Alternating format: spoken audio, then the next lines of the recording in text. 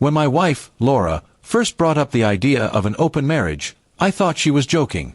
We had been married for 8 years, and although things weren't perfect, I believed we had a solid relationship.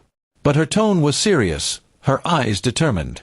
She said she wanted freedom and to explore, which I quickly realized was her way of saying she wanted to cheat without feeling guilty.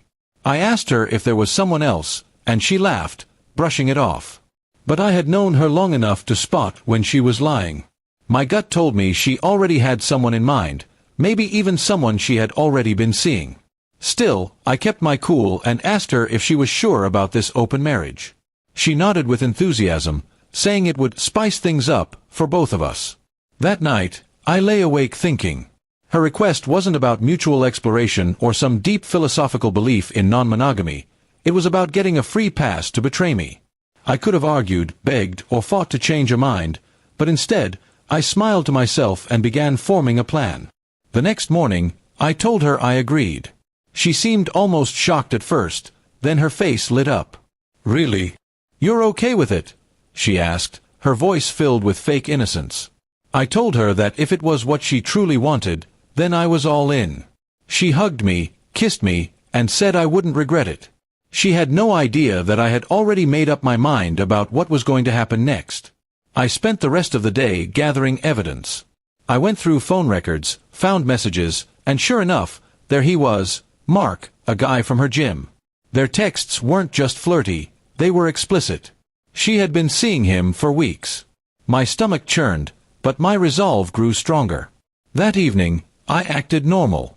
I even took her out for dinner and let her talk about how liberating this open marriage was going to be.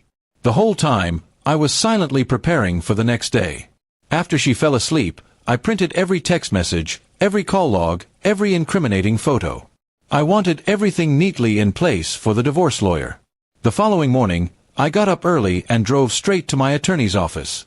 I handed over the evidence, explained the situation, and made it clear I wanted to file for divorce immediately.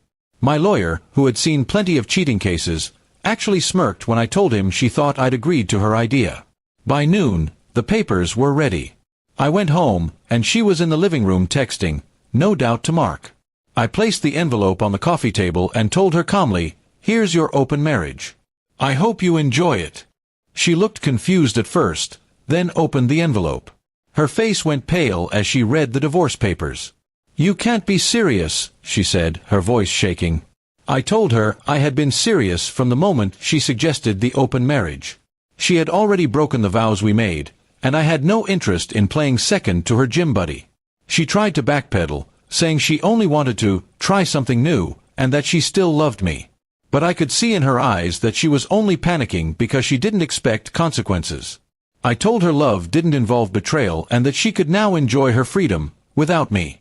Over the next few weeks, the divorce process moved quickly. Laura tried calling me, sending long emotional texts, even showing up at my workplace, but I ignored her. She had made her choice when she decided my loyalty was worth less than her temporary thrill. Friends and family were shocked when they found out.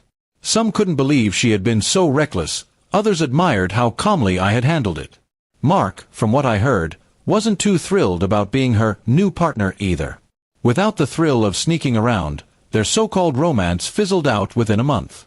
In the end, I walked away with my dignity intact and a clear conscience. She lost a marriage, a home, and the respect of nearly everyone who knew us. I didn't need to yell or make a scene. My silence and my signature on those divorce papers were revenge enough. Now, whenever I think about that day, I feel no sadness. Only relief.